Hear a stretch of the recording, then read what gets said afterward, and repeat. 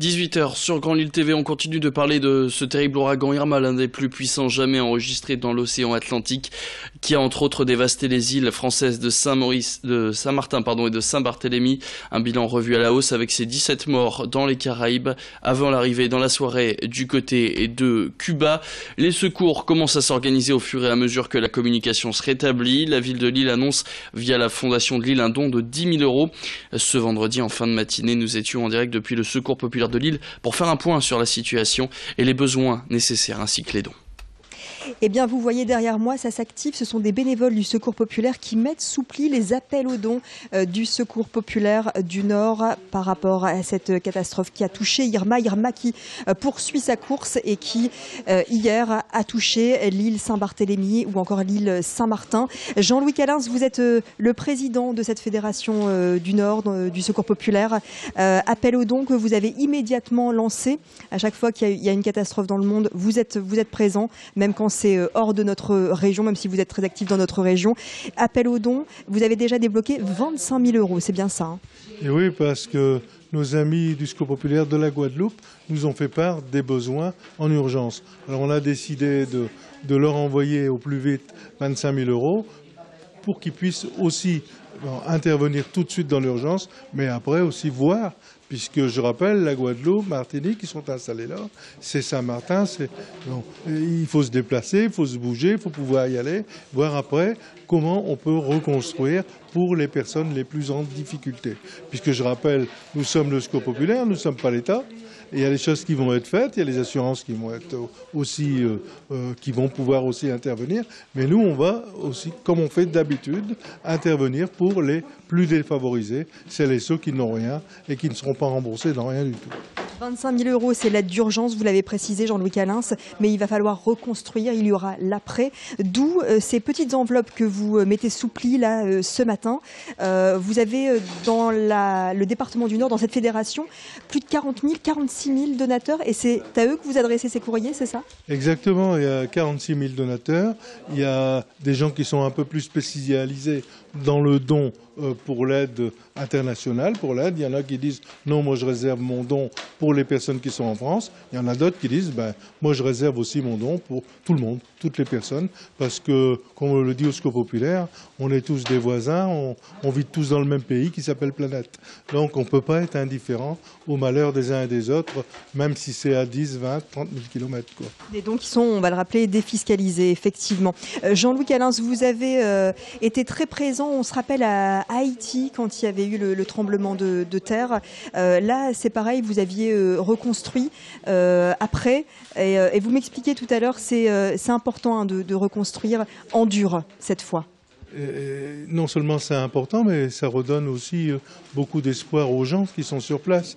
Quand ils disent il y a des gens à l'autre bout du monde qui s'inquiètent, qui font pour nous et qui vont nous aider. Et puis c'est aussi, ça les mobilise eux aussi à reconstruire, à s'engager.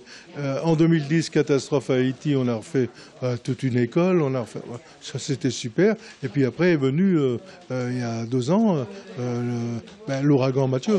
L'ouragan Mathieu, où il a dévasté aussi toute une région, à Petit-Gouave, où on est allé cette année, au mois d'avril, inaugurer un centre de santé qu'on a refait, un centre de santé ouvert pour 350 personnes.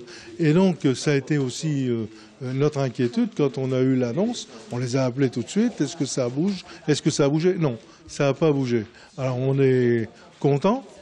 Malheureusement pour les autres, mais au moins là, parce que c'était quand même, il y avait eu un investissement fort des donateurs du Secours populaire pour reconstruire ce centre de santé. Alors pour l'instant, c'est pas touché, mais on attend la suite, c'est pas fini. Vous êtes en contact avec vos collègues, la fédération du Secours populaire la plus proche des îles touchées par Irma, c'est la fédération de la Guadeloupe. Vous êtes en contact avec eux, qu'est-ce qu'ils vous disent? Comment ça se passe sur place? C'est compliqué parce que les lignes téléphoniques ne marchent pas si facilement. On a réussi à avoir un contact hier. Ils nous disent aujourd'hui il y a beaucoup de besoins.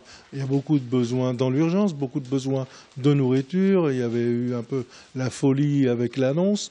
Tout le monde s'est barricadé, tout le monde a acheté, mais ça ne suffit plus parce que maintenant on n'est plus livré. Et là, tout à l'heure, je vais appeler le ministère de l'Armée pour voir comment on pourrait obtenir du fret c'est-à-dire un avion sur lequel on pourrait, nous, ici, envoyer du matériel alimentaire et notamment des bouteilles d'eau. Pourquoi? Alors on nous dira, bah oui, les bouteilles d'eau, on ne peut pas les acheter là-bas parce qu'il n'y en a plus. Donc, à un moment donné, ici, beaucoup de personnes vont nous amener, on attend là, dans les jours qui arrivent, plein de, comme à chaque fois qu'il y a une catastrophe, ils vont nous amener plein de matériel, des bouteilles d'eau, des nourritures, des pâtes, enfin tout ce qu'il faut, mais il faut les transporter. Si ça coûte plus cher à les transporter. Donc là aussi, on va voir avec le ministère de l'Armée comment ils peuvent mettre à disposition, comme ils l'ont déjà fait par le passé, un avion pour le Secours populaire. Voilà. Vous recevez beaucoup d'appels depuis hier, beaucoup d'appels de personnes de nordistes qui souhaitent donner ici. Les appels arrivent rue Cabani à l'île Fives. Comment on fait concrètement, Jean-Louis Calin, si on veut apporter un peu notre pierre à l'édifice et puis aider ces populations sur place? Ouais, alors, la meilleure façon, alors c'est vrai, il y a le matériel, les bouteilles d'eau, l'alimentation, etc., mais ça dure qu'un temps.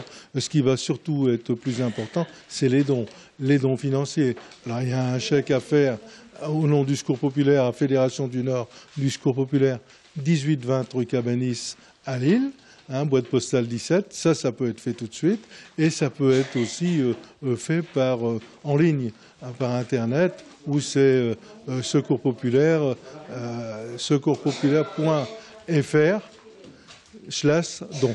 Voilà, il y a juste ça à faire et on met la somme qui veut. Alors, toujours est-il que dès que l'argent est encaissé, ils vont recevoir, les amis vont recevoir un reçu fiscal pour défiscaliser. Parce que je le redis, on peut encore donner jusqu'à la fin de l'année, il nous reste 3 mois, on peut encore faire des dons et qui seront défiscalisés l'année prochaine. En tout cas, le message est passé. Merci beaucoup, Jean-Louis Calin. Les bénévoles donc du Secours populaire ici qui poursuivent pendant toute la matinée cette mise sous pli pour envoyer donc cet appel aux dons à tous les donateurs de l'association. Oui, je voulais rajouter aussi parce que beaucoup d'appels de particuliers, mais aussi du public. Encore ce matin, des municipalités nous ont appelés. Est-ce que vous allez nous envoyer un appel, etc. Parce qu'ils sont déjà en train de préparer aussi, eux, pour faire un don au Secours populaire, parce qu'ils ont l'habitude avec le Secours populaire et savent que l'argent est bien utilisé. Très bien, merci beaucoup Jean-Louis Calin. Merci beaucoup Idil, il est 18h08. Tout de suite, vous avez rendez-vous avec vos prévisions météo. Et nous, on se retrouve tout à l'heure pour un nouveau flash en direct à 18h15.